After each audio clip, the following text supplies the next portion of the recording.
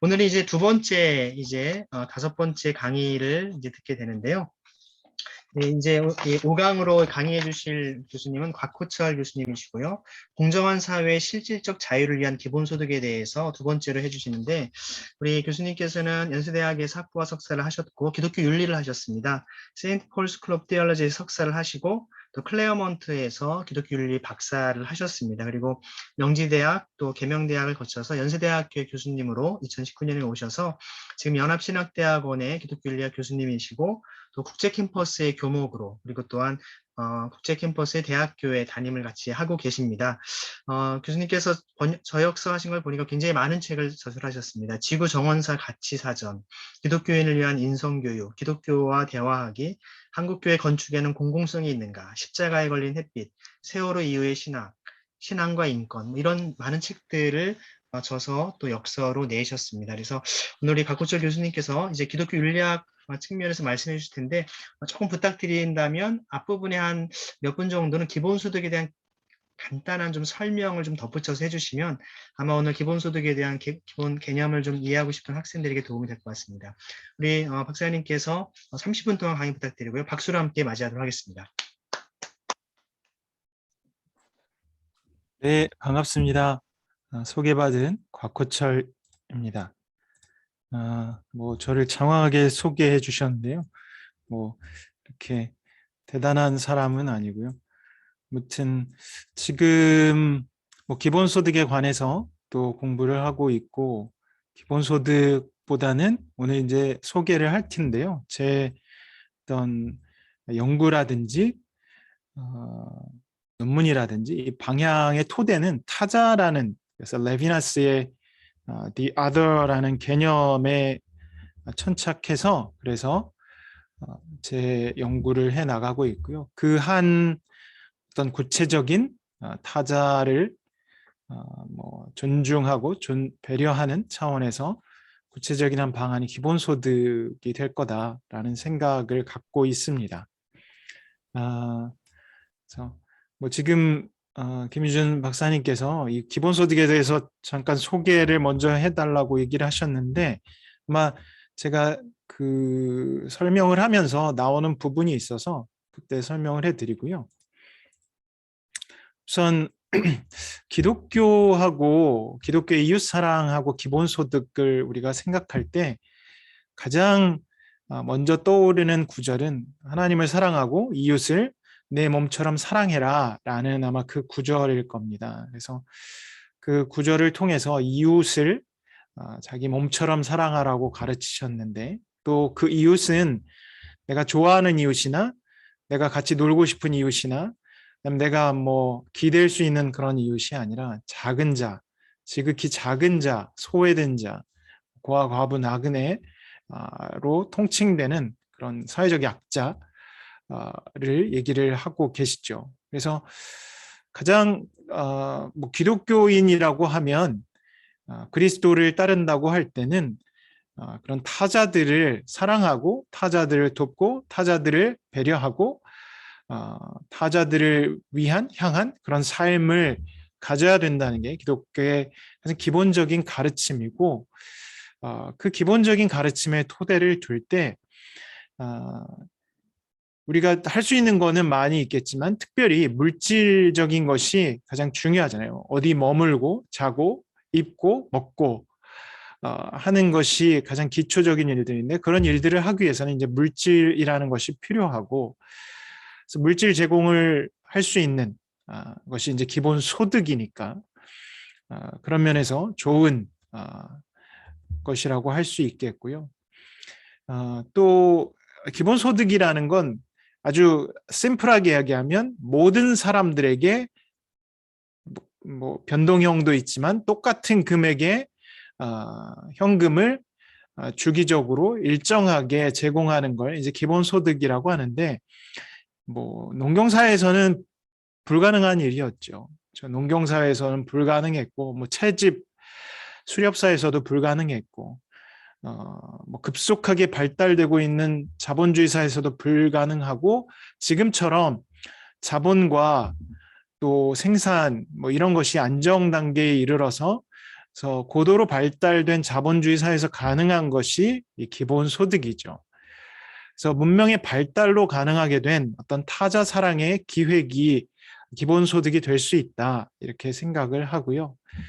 그래서 이웃 사랑을 우리가 도대체 뭘 어떻게 사랑하느냐라고 할 때 모든 사람들에게 기본적인 어떤 최저 생계비 가능하면 이상의 어떤 인간다운 삶을 살 수 있게끔 제공할 수 있는 그런 기본소득이라면 나한테 가까운 이웃, 물론 나에게 먼 이웃까지도 어떻게 보면 우리가 함께 사랑을 나눌 수 있는 그런 거기 때문에 기본소득은 필요하다라는 것을 이제 이번 시간을 통해서 말씀드릴 거고요. 또 한 가지는 기본소득이라면 어떤 방향성을 가져야 되느냐. 여러분이 기본소득에 대한 논의를 많이 들으셨을 텐데 기본소득이 아주 좌파에서도 소위 좌파, 우리 뭐 좌우로 얘기합시다. 좌파에서도 얘기하지만 좌파만의 이야기는 아니에요. 뭐 하이에크 같은 우파 뭐에서도 기본소득 얘기하고요. 그래서 좌우를 상관하지 않고 거의 모든 경제학자들이 얘기하는 것이 기본소득입니다. 그러니까 좌우가 다 얘기하다 보니까 방향성도 달라요. 방향성도 다른데 기본소득을 얘기하면서 기독교적인 이웃사랑에 근거할 때 뭘 극복해야 되느냐, 어떤 방향성을 가져야 되느냐. 그래서 제가 말씀드리고 싶은 거는 어떤 경제 논리를 극복해야 된다. 그 얘기는 특별히 이 기본소득이라는 게 구성원들을 위해서라기보다는 경제가 굴러가기 위해서 기본소득이 제공되어야 된다고 얘기하는 분들이 있어요. 근데 그거는 기독교 이웃 사랑과 양립하기는 어렵다. 그 방향성은 아니다. 그리고 대상자는 늘 어떤 정치 공동체 구성원인데 뭐 세금을 통해서 제공되다 보니까 이 대상자가 늘 제한되기 마련인데 기독교적인 이웃 사랑은 대상자의 제한보다는 늘 포용적인 범위 확대로 가야 된다. 그것이 방향성이 돼야 된다. 기본소득이 왜 제공돼야 되느냐? 뭐 욕구 충족의 차원보다는 오늘 제목처럼 자유, 인간의 어떤 실질적인 자유를 제공하기 위한 그런 방향성으로 향해야 된다라는 것을. 그래서 기본소득은 이웃사랑의 기독교적 가르침에 비춰볼 때 필요하고 또 기독교 이웃사랑에 비춰서 이런 방향성을 가져야 된다라는 걸 말씀드리려고 합니다. 우선 좀 시작하고 싶은 한국 사회에서 기독교 어떤 인식인가, 종교에 대한 인식 2021년 올해 5월에 갤럽 리포트에서 보고된 건데요. 여러분도 혹시 관심 있는 분들은 보셨을 거라고 생각해요. 그래서 여기 보시면 종교가 사회적으로 기여하느냐 이 질문을 했거든요. 그래서 2014년에는 도움을 준다가 63%였어요. 근데 2021년에는 38%, 거의 반타작이 된 거예요. 그렇죠? 굉장히 충격적인 거죠. 불과 7년 사이에 종교는 사회적 도움이 되지 않는다. 이게 2014년에는 도움을 주지 않는 게 38%였는데 62%. 이게 거의 역전, 반대 현상으로 일어난 거예요. 그러니까 종교가 지금 사회에서 어떤 자리매김을 하고 있는지 보여주고 있죠. 그리고 더 충격적인 거는 여기 계신 분들이 뭐 종교인도 있고 비종교인도 있고 특별히 불교, 개신교, 천주교 어떤 종교를 갖고 계신지 알 수 없지만 특별히 개신교인들은 80%가 사회에 도움 준다고 생각을 하고 있어요. 아이고. 근데 비종교인의 82%는 종교가 도움을 주지 않는다고 생각하고 있는 거예요. 그러니까 이거는 저는 이게 심각한 문제라고 생각하는데, 다시 말해서 개신교인들은 사회 전체적으로 볼 때 굉장한 착각에 빠져 있는 거죠. 개신교는 지금 사회에 많은 도움을 주고 있어. 이렇게 생각하는데 비종교인들은 900명 중에 98에 70이 720명 이상이 답변한 720명 이상이 무슨 소리냐, 전혀 도움이 안 된다고 생각을 하고 있는 거예요. 그래서 지금 기독교가 사회적으로 어떤 역할을 하고 있는가, 여기에 대해서 굉장히 심각한 자기 평가를 해야 되는 그런 시점이라고 생각을 하고요. 저는 그게 우리 기본소득 통계에서도 잘 나타난다고 봐요. 여러분들이 지금 잘 보이실지 모르겠는데요. 왼쪽 편은 그 경기연구원에서 기본소득 국민의식 전 국민을 대상으로 한 그런 조사예요. 왼쪽 편은. 오른쪽 편은 저희가 좀 전에 우리 발표하신 정영환 박사님이랑 같이 또 김유준 박사님이랑 기독교인들의 기본소득 인식 설문조사를 한 거예요. 그래서 이 차이를 보면 뭐 요 통계는 이제 뭐 월 20만 원일 때, 월 50만 원일 때 얼마나 사람들이 찬성하는지. 근데 액수 상관없다. 찬성이 50.3%예요. 일반 국민은. 기독교인들은 40.5%예요. 한 10% 차이가 나죠. 물론 이 표 통계를 보면 저희가 이 중립이라는 것 때문에 좀 아쉬운 점이 있어요. 차라리 이거를 없앴으면 어땠을까 하는 아쉬움이 있는데, 아무튼 중립이 있어요. 중립이 뭐 좌로 갈 수도 있고 우로 갈 수도 있는데 어쨌든 매우 찬성만 표기한다면 40.5%고 나중에 설명을 또 드리겠지만 기본소득에서 증세를 찬성하는 게 일반 국민은 57.4%인데 기독교인은 31%밖에 안 돼요. 그래서 기본소득이라는 어떤 개념에 익숙하지 않은 문제도 있다고 생각을 하지만, 우리가 기본소득이라는 걸 생각할 때도 증세라는 결국 내가 돈을 내서 약자들을 돕겠다는 그런 차원인데, 일반 국민은 57.4%, 물론 거기에는 기독교인들도 포함되어 있죠. 근데 기독교인들만 뽑아서 31%라는 건 그만큼 기독교인들이 거기에 대해서 부정적인 시선을 갖고 있다라는 걸 이제 보여주고 있죠. 그러면 그런 기독교의 어떤 시선과 컨셉, 개념은 이게 정말 제대로 된 건가? 뭐 여기에 대해서 우리가 좀 생각을 해봐야겠죠. 근데 처음에 이웃사랑이라는 어떤 예수 그리스도의 명령을 우리가 생각해 본다면, 이거는 지금 사회에, 또 아까 좀 전에 한국 사회에서의 어떤 종교에 대한 사회적 기여가 어떻게 평가되고 있는지 이런 걸 본다면 심각하게 돌아봐야 되고, 기독교 자체에서도 어떻게 우리가 자리매김을 해야 되는지 생각해 보는데요. 저는 그래서 성서 가르침은 우리 소유에 대해서 그러면 어떻게 보고 있는가, 이거를 먼저 좀 생각해 봤으면 좋겠어요. 성서 교회 전통 속의 소유권, 우리가 소유, 뭐 영어로는 property right이라고 하고 우리 그냥 소유에 대한 권리라고 얘기를 하는데, 우리 기독교 전통 속에서 보면 소유와 나눔에 관해서 굉장히 어떻게 보면 소유권을 제한을 하면서 다른 사람을 돕는 거를 요청을 하고 있어요. 그게 성서 교회 전통 속의 소유권에 대한 되게 전반적인 인식이에요. 예를 들면 요한 크리소스톰 같은 경우는 부와 소유가 개인의 절대적 권리라고 얘기하지 않아요. 우리가 보통 이제 절대적인 권리, 누구도 침해할 수 없는 권리라고 보통 소유권을 생각을 하는데, 요한 크리소스톰은 그렇지 않다고 얘기를 하죠. 오히려 부는 하나님의 것이다. 그리고 하나님은 그것을 인간에게 맡겨주셨다. 그리고 그 맡겨주신 것을 인간은 하나님의 뜻에 따라서 사용하도록 부름받은 청직이다.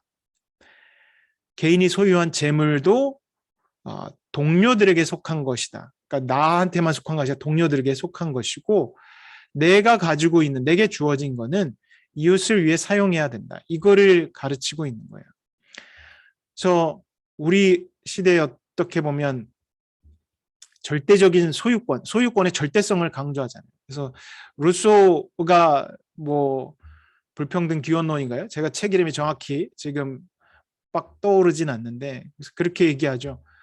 만약 이 땅이라든지 여기에 대해서 누군가 처음에 이건 개인이 절대적으로 소유할 수 없는 것이다라고 가르쳐 왔다면 이 세대 이 시기에는 세계는 얼마나 달라졌을까?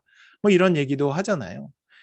그래서 근데 우리 기독교 안의 가르침에서는 그 절대권에 대한 인정이 없어요. 뭐 바질 얘기를 들어도 마찬가지예요. 바질은 이제 이렇게 해요. 당신이 쥐고 있는 빵은 배고픈 사람을 위한 것이다. 당신이 치워둔 옷은 입을 옷이 없는 사람을 위한 것이다. 사용하지 않아 뭐 삭은 신은 신발이 없는 사람들을 위한 것이다. 당신이 땅속에 묻어둔 은하는 공공한 사람을 위한 것이다. 따라서 당신은 도움을 줄 수 있는 더 많은 사람들이 있었으나 도와주지 않았으므로 부정의를 저지른 사람이다. 이렇게 책망을 하는 거예요. 그래서 바질 같은 경우도 목적성이 분명한 거예요. 부의 목적성, 소유의 목적성이 분명해요. 소유 자체가 중요하지 않아요. 이제 우리가 그것이 도치된, 어떻게 보면 이거는 뭐 현금이나 화폐 혹은 물질만의 문제는 아니죠. 뭐 정치도 그렇고 지금 우리가 지금 시대를 분석해 보면 목적성이 불분명해진 권력 그 자체 때문에 싸워가고 있는 모습들이 보여서 목적성에 대한 거를 우리가 좀 더 깊이 성찰해야 될 시대인 것 같은데요. 특별히 소유에 대해서 바질은 목적성을 분명히 얘기하고 있어요. 뭐 암브로스 같은 신학자도 마찬가지죠. 그래서 암브로스는 인간은 벌거벗은 채로 왔다. 누가 금수저로 태어나고 은수저로 태어나고 하나님이 어떻게 그냥 인간은 벌거벗은 채로 왔다. 그리고 자연은 부자를 알아주지 않는다. 그냥 소출을 벌거벗은 사람들에게 준다. 그리고 그것을 우리 모두는 사용하고 있다. 그러니까 벌거벗은 인간이 뭐 이 자연이 주어진 것들을 사용하고 있는데 왜 거기에 대해서 소유하려고 그렇게 독차지하려고 욕심을 부리고 있느냐. 이 땅, 소산물들은 만민이 공유하도록 만들어졌다. 그렇게 얘기를 하고 있어요. 좀 더 나아가서 토마스 아퀴나스는 부를 불이한 부 혹은 불평등의 부로 이렇게 규정을 하죠. 왜냐하면 부는 모두에게 평등하게 분배되지 않기 때문이에요. 그건 뭐 우리도 잘 알죠. 누구는 태어나 보니까 뭐 금수저고 태어나 보니까 흙수저고 뭐 이렇게 되잖아요. 그러면 내가 선택할 수 있는 건 아니에요. 그냥 그렇게 우리가 태어났어요. 그래서 토마스 아퀴나스는 부는 불평등하고 불이하다 이렇게 규정을 하고 시작해요. 그리고 굉장히 급진적으로 개인의 소유에 대해서 이해를 하죠. 그래서 여기 인용한 거에 보면 예를 들어 한 사람이 긴급한 위험에 빠져 있고 다른 해결 방법이 없다면 그 사람은 다른 사람의 소유를 사용해서 공개적으로든지 비밀리하든지 자신의 필요를 채우는 것이 적법하다. 이것은 엄밀히 말하면 절도나 강탈이 아니다. 우리 시대에 듣기에는 정말 이해할 수 없는 이야기죠. 그렇죠? 이게 절도고 강탈이지 이게 왜 아니냐. 근데 아퀴나스는 그렇지 않다고 생각하는 거예요. 왜냐하면 인간의 그 필요가 분명하다면 여기서는 그 필요가 욕망을 채우는 건 물론 아니죠.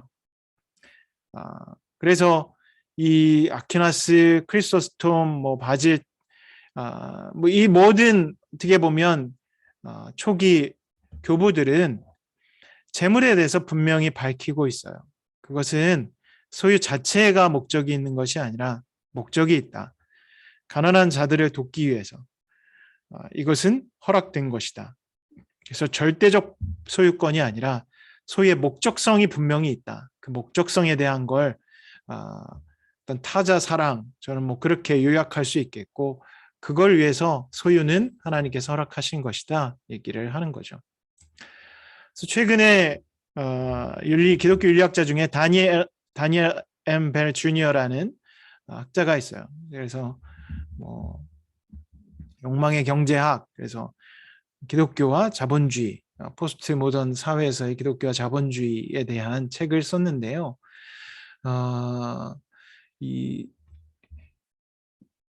이 벨 주니어 교수도 교부들의 어떤 전통에 의해서 소유는 섬김을 위한 선물이다.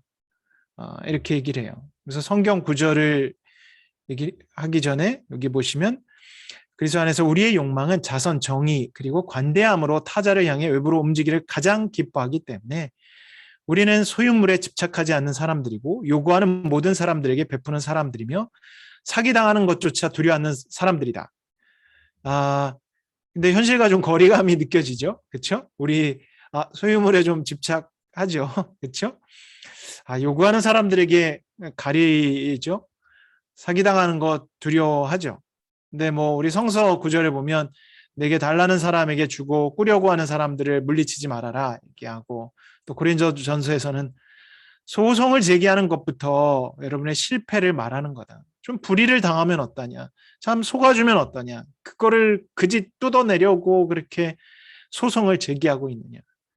그래서 그리스도인 다움에 대해서 여기서 얘기를 하고 있어요. 우리 시대에서는 그러면 뭐 호구가 되라는 건가? 뭐 이렇게 오해될 수 있는 그런 분이 있는데, 뭐 바울의 입장은 굉장히 심플하죠. 소유는 소유 자체에 있는 것이 아니다.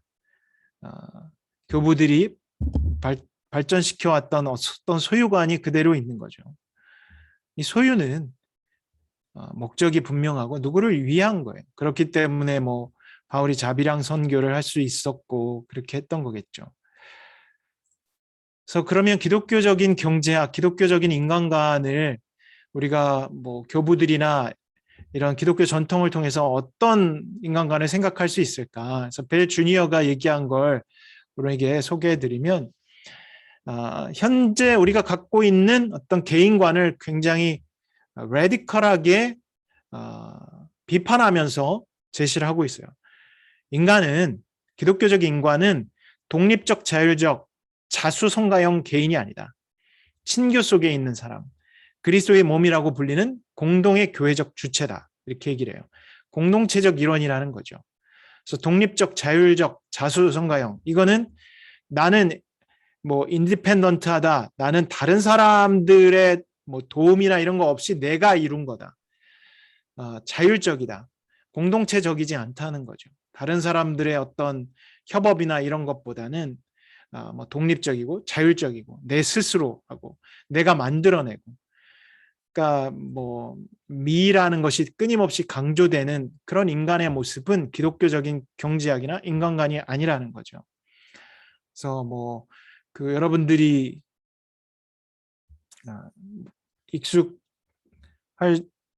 익숙한지는 모르겠어요. 갑자기 생각이 안 나는데 하버드 아무튼 시간이 없으니까 unencumbered self라고 개인이 사회와 단절된 공동체와 무관한 존재라고 마이클 샌들이 얘기했죠. 무용고적인 자아가 아니다. 우리는 공동체적 이론이다. 늘 공동체랑 관련을 맺는 존재라는 거예요. 그 다음에 인간은 내가 어떤 욕망을 이뤘지? 그 욕망을 내가 정말 다양한 욕망 선택권이 있기 때문에 그 자유에서 만족을 느끼는 존재가 아니라 선 그 자체를 추구하는 능력이 있는 것, 그 자유를 누리는 존재가 인간이다. 그래서 그리스도 안에서 자유를 누리는 게 도대체 뭔가를 그렇게 설명을 하고 있고요. 인간은 공동선을 추구하는 존재다. 내 이익 극대화가 아니라 공동선의 극대화를 추구하는 게 인간이다. 그게 기독교적인 인간관이다. 인간은 예배하는 존재다. 무한 경쟁도 아니고 뭐 우리가 뭐 탐욕, 우리가 사치품이 아니라 명품이라고 얘기하잖아. 실제로는 사치품이 더 맞을 것 같은데, 그래서 탐욕을 정당화하죠.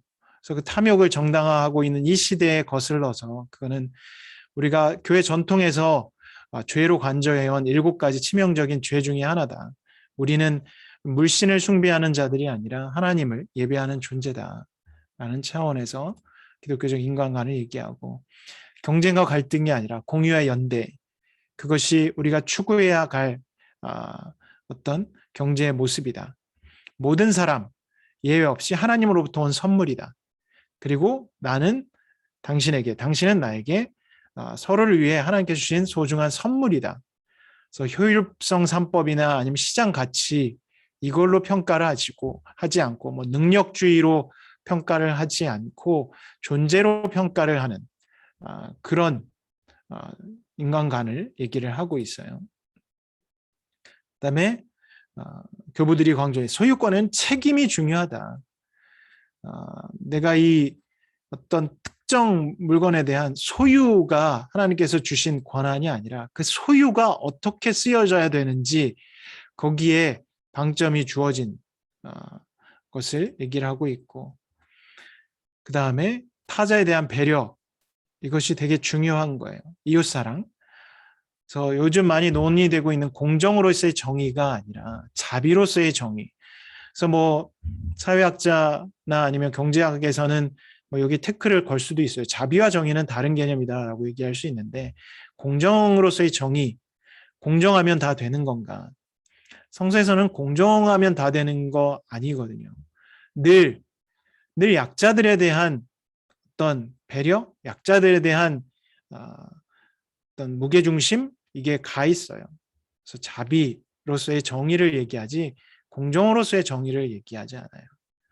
그리고 거기에 참여하도록 요청을 하고 있죠. 그래서 벨 주니어 교수는 이런 차원으로 어떤 기독교적인 인간관이 뭔지, 기독교적인 경제학이 어떤 건지 얘기를 하고 있는 거예요. 그래서 이런 자세로 경제를 생각해 보면 이제 기본소득이 맞느냐, 선택적 복지가 맞느냐. 그래서 기본소득, 선택적 복지 요거를 이해하면 기본소득이 어떻게 다른지 좀 이해할 수 있는데요. 선택적 복지는 그거잖아요. 지금 어떤 가정이 최저생계비 이하로 살고 있어요. 그러면 그걸 다 조사해요. 금액이 얼마나 받고 있는지, 어떤 집에서 살고 있는지, 몇 명이 살고 있는지, 그거를 행정에서 다 처리를 해야 돼요. 그러다 보니까 누락되는 경우가 있죠. 사각지대가 있는 거예요. 또 갑자기 레이오프를 당해서 실업을 당해서 못 받는 경우가 있지만, 또 어느 경우에는 또 갑자기 취업이 돼서 거기서 제대로 아직 봉급을 제대로 받고 있지는 못한데 행정 서류상으로는 어떻게 보면 그 금액 이상이기 때문에 못 받기도 하고, 이 행정적인 절차상의 복잡성, 난관 때문에 선택적 복지가 그 약자들을 제대로 보호하지 못한다는 거예요. 기본소득은 그런 건 없죠. 그냥 우리가 정치 공동체의 구성원이라면 누구나 예외 없이 개인 하나하나에게 주어지는 거예요. 그렇기 때문에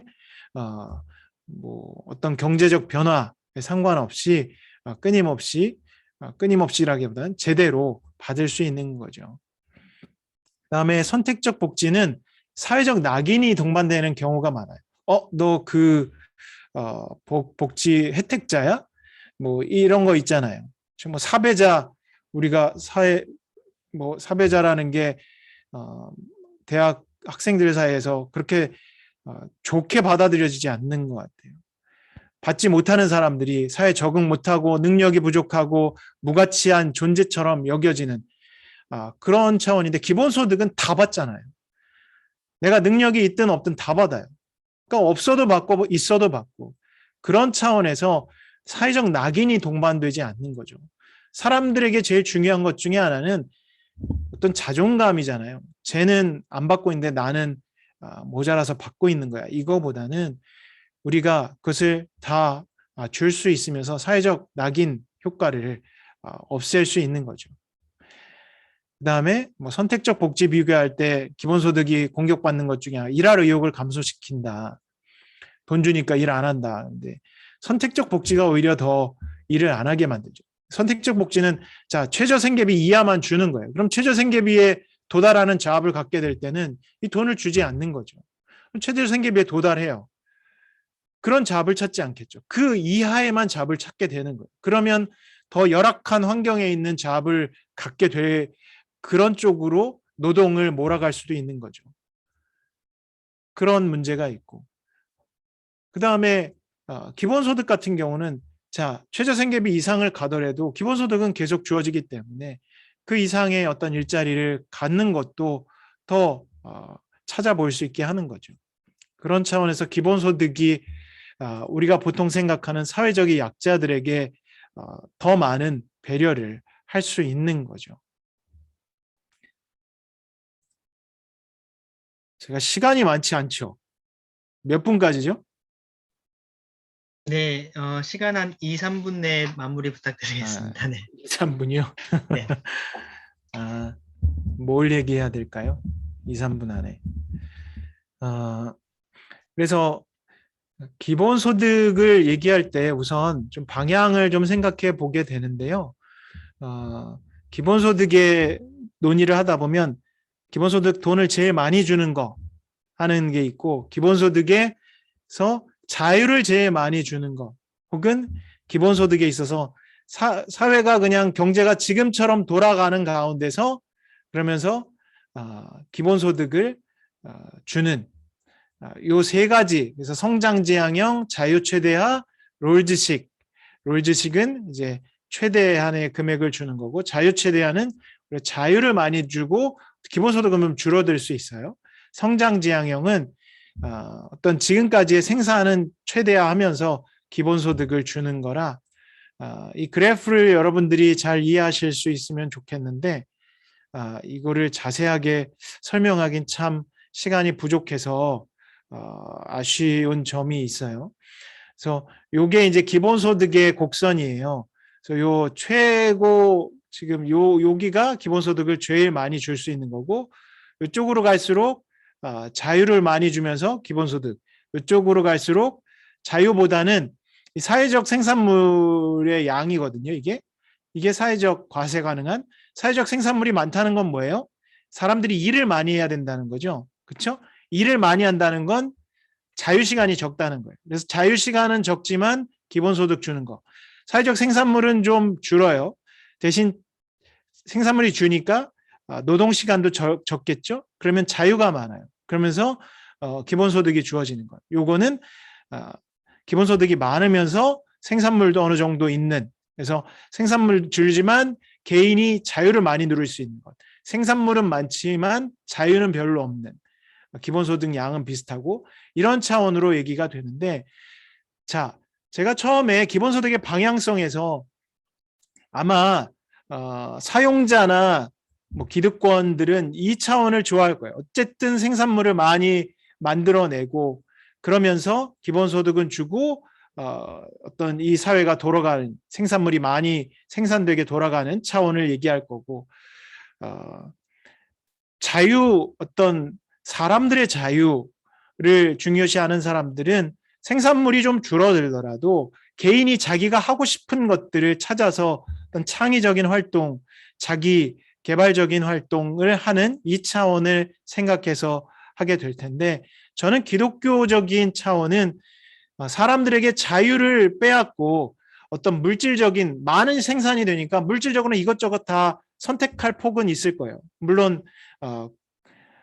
돈이 많은 사람들은 그거를 선택할 수 있겠죠. 적은 사람들은 그러지 못하겠고, 자, 선택할 폭은 많지는 않지만 우리가 물질화될 수 없는 그런 부분에서 자유를 누릴 수 있고, 자기만의 어떤 자유, 자기만을 실현해 갈 수 있는 이 차원의 어떤 자유, 그리고 그것을 서포트하는 기본소득의 방향이 우리에게 있어야 된다라는 게 우선 기본소득이 기독교적인 기본소득의 방향성이 되어야 된다고 생각을 하고요. 그 다음에 타자와의 관계에서 이 타자라는 것이 정말 설명이 굉장히 깊이 이루어져야 되는 부분이라 자세히 설명하지 못하는 것에 대해서 굉장히 아쉬운 건데요. 아까 기본소득 증세 얘기했잖아요. 기독교인들이 더 증세에 반대한다.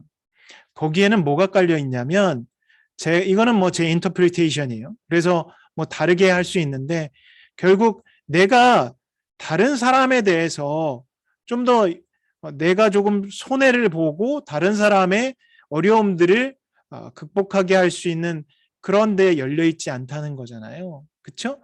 이 과세는 주어진 사람들에 대한 어떤 열린 것들을 얼마나 열려 있나를 보여주는데, 기본소득에 있어서 보면 늘 수혜자가 범위가 문제예요. 수혜자가 지금 여러분 어떤 기후 위기 때문에 많은 사람들이 난민으로 떠돌고 있잖아요. 앞으로 더 많은 난민이 양산될 거고, 결국 우리가 탄소 배출을 많이 할수록 남반구에 있는 사람들은 계속 이주를 해 갈 수밖에 없는 그런 상황이에요. 혹은 침수지대에 있는 사람들은 서울 쪽으로 몰려올 수밖에 없는 그런 상황이라는 거죠. 그러니까 우리 지금 정치 구성원들이 아닌 사람들이 계속 올게 되는데, 그 사람들에 대해서 지금 구성원들도 내가 세금을 더 낼 수 없다고 하는데 그 사람들에 대해서 기본소득을 줘야 될까? 여기에 굉장한 반대에 부딪힐 거라고 생각을 해요. 그렇지만 기독교인들이라면 우리가 내게 지금 가까운 이웃들이 아닌 정말 상황에 어려움에 처해 있는 사람들을 어쨌든 수용할 수 있는 그런 차원으로 방향성이 유지돼야 된다는 거죠. 그래서 어떤 자유에 대한 것들, 우리 생활의 편리 차원에서 이 자본주의가 돌아가기 위한 방편으로서의 기본소득이 아니라 구성원들에게 실질적인 자유를 주는 차원에서 기본소득의 방향성이 유지가 돼야 되고, 그 다음에 또 포용성, 어쨌든 늘 사회적 약자는 양산이 되기 마련이거든요. 그 사람들을 계속 배제하면서 누릴 것보다는 어떻게 하든 지금 난민들에 대해서 여전히 우리가 적대시하는 것들이 있는 이런 현상이지만, 적어도 기독교 안에서는 그들을 포용할 수 있는 이런 것들이 필요하다. 기독교 가르침 안에서는 이게 필요하고, 특별히 이제 마지막으로 마무리하면, 저는 우리가 장례식 때 듣잖아요. 흙에서 왔으니 흙으로 돌아가리라. 장례식 때 들을 게 아니라 우리가 우리 삶의 시작에서 들어야 되는 그런 말씀이라고 생각해요. 우리가 흙에서 왔단 말이죠. 흙에서 왔어요. 내가 금수저 문 것 굉장히 우연한 거거든요. 그건 내가 내 권리를 주장할 수 있는 건 아니에요. 우연히 주어진 거에 대해서 권리를 주장한다는 건 저는 우리가 로또에 대한 욕망인 거죠. 그래서 우연적으로 많은 불의와 불평등이 내재된 거다. 기독교인들은 그 상황에서 어떻게 하나님께서 해소하기를 바라는지를 바라보고 살아야 되는데, 특별히 기본소득이라는 것이 바로 그 문제를 해결할 수 있는데 중요한 첫 단추가 될 거다라고 생각을 합니다. 그러면서도 그 방향성은 우리가 유지해야지, 기본소득이 좌우 여기저기서 많이 얘기되고 있는데 기독교인들이 흔들리지 말고 어떤 방향으로 가야 될지를 좀 잘 찾아봤으면 좋겠다 생각을 합니다. 너무 시간 제가 쫓겨서 제대로 설명 못한 부분은 혹시 질문을 통해서 말씀드릴 수 있으면 좋겠습니다. 네, 감사합니다. 네, 지금까지 귀한 강의 마이크가 꺼졌어요, 김준 박사님. 예, 지금 킨다고 켰는데 꺼졌네요. 네, 지금까지 좋은 강의를 해주신 우리 곽호철 교수님께 감사드립니다. 네, 우리 교수님께 감사드리고요. 시간이 저희가 이렇게 여의치는 않기 때문에 그럼 바로 이제 수고를 하기 전에 몇 가지 중요한 광고 말씀을 드리고 15분 동안 여러분들이 조별로 토론하신 다음에 다시 이제 조별로 나눈 것들을 이야기하면서 마무리하려고 하는데요. 9시 전에 다 끝내도록 하겠습니다. 여러분 이렇게 양해해 주시고요. 다음 주에 여러분 우리 강연은 원래 7시에 예정이 됐었지만 저희가 그 벨기에 루뱅대학에서 오실 그 야닉 교수님이 여러 가지 사정상 한국에 들어오지를 못하게 됐습니다. 격리 면제가 되지 않아가지고. 그래서 그것 때문에 다음 주에는 부득이 저희 희년 아카데미 시간이 6시로 옮겨집니다. 1시간이 앞당겨지기 때문에 여러분 6시에 들어올 주소가 제가 지금 그동안 보내드린 주소가 다릅니다. 그래서 다음 주만 여러분 이 주소를 지금 제가 바로 모든 채팅방에 올려놨으니까 이 야닉 교수님의 강연 여기에 대한 곳으로 들어오시면 되겠고요. 또 그리고 여러분께 말씀드린 대로 여러분 가운데 이제 기존의 강연들을 계속 좀 더 확인하고 듣고 싶다. 또 오늘 강연도 다시 한번 좀 확인하고 싶다 하신 분은 지금 올려드린 요 두 번째 거는 여기 같은 게 나왔네요. 이 이제 두 번째 요게 이제 바로 아까 제가 올려드렸던 부분인데요. 복사가 안 되네요. 유튜브 주소가 위에 좀 올리면 있습니다. 유튜브에 여러분들이 희년 세대 유튜브를 들어오셔서 보시면 되겠습니다. 우리 곽우철 교수님께서는 11월 19일 제10강에서도 4차 산업혁명과 기본소득에 대해서 다시 한번 더 발표를 해주시기 때문에 그때도 여러분들이 충분한 설명을 들을 수 있다고 생각이 됩니다. 그럼 여러분이 좀 개인적인 질문들이 있으시겠지만 여러분들 소그룹으로 들어가셔서 서로 인사하시고 또 여러분들이 같이 어떤 얘기를 하셔서 조별로 한 분씩 좀 나눠주시길 부탁을 드리겠습니다. 지금부터 소그룹으로 들어가서 40분에 다시 모이도록 하겠습니다.